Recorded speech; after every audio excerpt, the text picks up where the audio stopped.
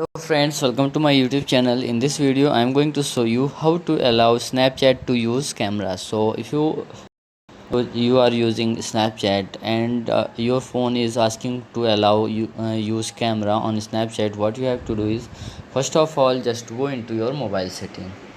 So first of all I am going to show you what will it ask when you use your Snapchat.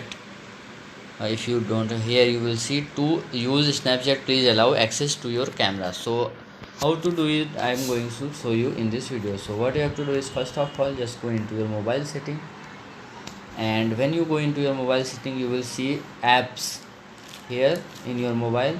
Click on it and here you will see all the apps in your mobile. So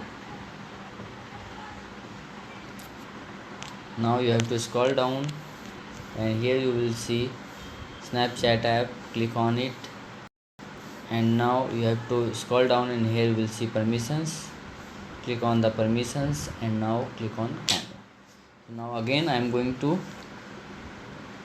now go back. Now again I am going to open the Snapchat.